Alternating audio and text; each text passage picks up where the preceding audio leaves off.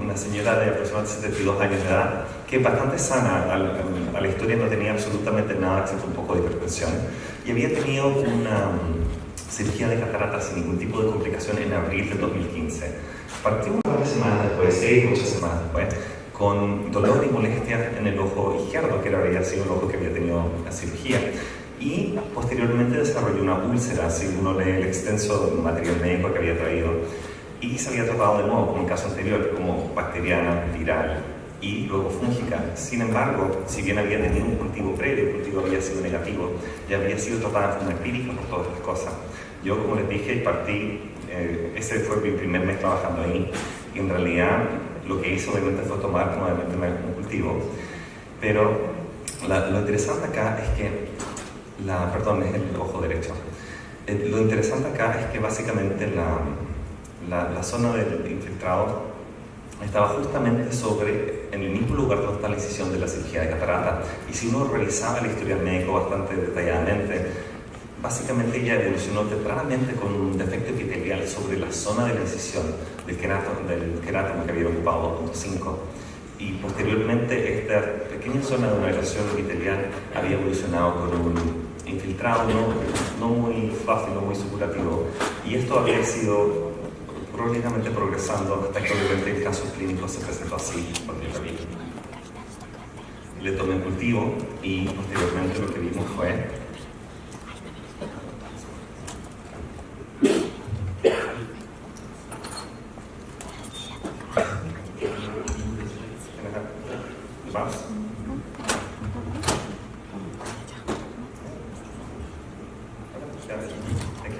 bueno, esta es la misma foto amplificada, como les decía, que en la zona donde se había hecho la incisión para la cirugía de catarata, que siendo el ojo derecho, había un cirujano en mano derecha sentado temporal, había sido un poquito inferior a las 9 horas. Esa es la zona que estaba más comprometida, y obviamente yo ya la estaba viendo bastantes meses después. La cirugía había sido en abril y yo lo estaba viendo en agosto, son 4 meses, y llevaba más de 2 meses con síntomas. Y bueno, lo que hice fue que le retomé el cultivo, hizo scraping, pero el scraping no salió nada, y lo que resultó de ahí fue un Mycobacterium buccogemicum, o más conocido como una micobacteria atípica. Lo interesante fue que un par de meses después tengo la misma historia con un paciente, y obviamente lo que yo pensaba que, bueno, será el mismo médico, y no. Lo revisé y efectivamente el médico que le había hecho la cirugía de cataratas había trabajado en otro centro, era otro médico, y de hecho trabajaban en ciudades distintas. Este caso es un poco distinto en el sentido de que, si bien él era relativamente sano, sí tenía un antecedente, una parálisis facial también en el ojo derecho donde había empezado.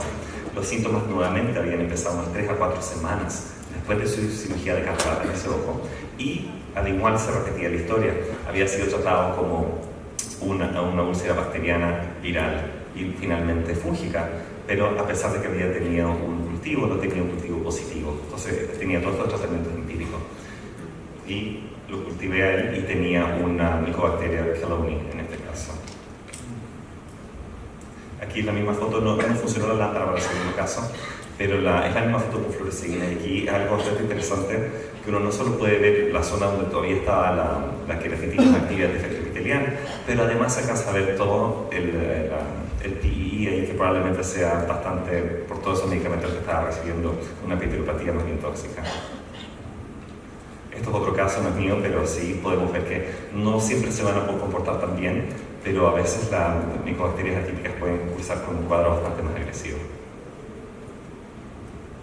Bueno, las micobacterias atípicas, todos ya se pone un poco más complicado, porque ni siquiera podemos ponernos de acuerdo cómo llamarlas. Le llaman micobacterias ambientales o micobacterias no tuberculosas, porque sencillamente son organismos más bien extraños. Normalmente, cuando vemos una queratitis por micobacteria, son pacientes que han sufrido algún tipo de trauma, y yo siempre incluyo la cirugía dentro de los traumas, no creo que sea una categoría distinta.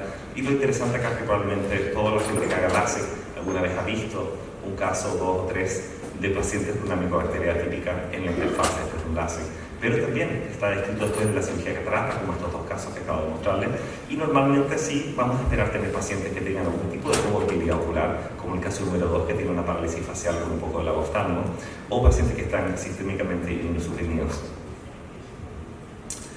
La presentación suele ser indolente, en realidad no siempre tienen dolor, molestias, y si bien los síntomas van creciendo, normalmente parten a veces como una pequeña erosión epitelial cuando son cirugías más superficiales o traumas que causan erosiones, pero en el caso del LASIK puede ser un poco distinto porque dado que tenemos la interfase, eso cambia un poco. Normalmente tenemos un delay en la presentación desde el momento del trauma hasta que empezamos con síntomas previamente infecciosos, y eso puede ser normalmente entre unas 5 a 6 semanas. El infiltrado normalmente es un infiltrado que no es muy supurativo, no es muy denso, sino que es un infiltrado más bien tenue o no se esparce tanto a través de la córnea. Y también interesante, como pueden ver en la foto ahí, pueden tener lesiones satélites muy parecido a la catoneva. Lo que lo hace todo peor, obviamente, es que este tiene una dinámica de crecimiento muy mala en los cultivos, los medios de cultivo tradicionales. Entonces, no es raro tener pacientes que tienen 2 o incluso 3 cultivos previos, que sencillamente los cultivos siempre salen negativos, muy parecidos al caso que acabamos de presentar anteriormente. El diagnóstico obviamente requiere en estos casos, tal como cualquiera de estos casos más bien atípicos, de un alto grado de sospecha. Y aquí normalmente yo me un poco las micobacterias y técnicamente son bacterias. A estas hay que tratarlas básicamente como las queratitis fúngicas o parasíticas, en el sentido de que si uno no piensa de que esto está pasando, que puede haber organismo atípico, uno quizás no va a dejar de pedir el examen específico o va a dejar de hacer ciertas cosas que pueden empeorar esto. Normalmente hacemos un stain de Seale-Nielsen, y además lo que preferimos siempre es tener un medio cultivo específico, que es el medio cultivo de Lowenstein-Janssen. Como podemos ver acá, ese tubo lleno de ese gel un poco más verdoso, que siempre es incómodo tomar los cultivos y poner eso ahí.